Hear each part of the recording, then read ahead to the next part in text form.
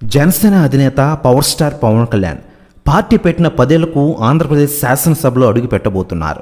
ప్రజారాజ్యం పార్టీని కాంగ్రెస్లో చిరంజీవి గారు విలీనం చేసిన తర్వాత జనసేన పార్టీని పవన్ స్థాపించారు. అప్పుడే 2014 సార్వత్రిక ఎన్నికలు రాగా పూర్తి స్థాయిలో జిల్లా మండల కమిటీలు ఏర్పాటు కాకపోవడంతో పవన్ పోటీ చేయలేదు. టీడీపీ బీజేపీకి మద్దతు ఇచ్చారు. 2019 ఎన్నికల్లో సిపిఐ, సిపిఎం, బీఎస్పీతో పవన్ కళ్యాణ్ పొత్తు పెట్టుకున్నారు.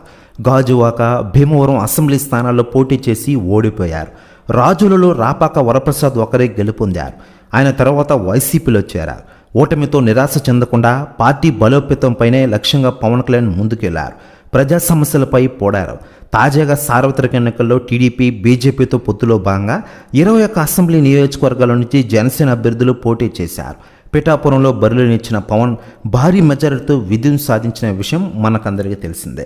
ఇక ఇదిలా ఉండగా కూటమి విజయంపై పవన్ కళ్యాణ్ గారి గురించి రాజకీయ నాయకులు మరోవైపు స్పందిస్తూ ఉండగా తాజాగా AP Congress chief YS Sharmila గారు స్పందించారట. ఆమె మాట్లాడుతూ ఆంధ్రలో కూటమి అద్భుత విజయం సాధించింది. కేవలం పవన్ కళ్యాణ్ గారి వలనే ఇది సాధ్యమైంది. ఆయనే నిజమైన గేమ్ చేంజర్. మా అన్నని ఇంత ఘోరంగా ఓడిస్తారని అనుకోలేదు. నువ్వు మామూలుడివి కాదు పవన్ కళ్యాణ్ అంటున్నట వైఎస్ షర్మిల గారు. ప్రెస్ న్యూస్ కూడా తెగ వైరల్ అవుతోంది. కాకపోతే 21 స్థానాలను జనసేన గెలిచిందనే చెప్పుకోవచ్చు. అలాగే మచిలీపట్నం, కాకినాడ పార్లమెంటు స్థానాలను గెలుపొందారు. దీంతో పార్టీ పోటీ చేసిన అన్ని స్థానాల్లో విజయం సాధించింది.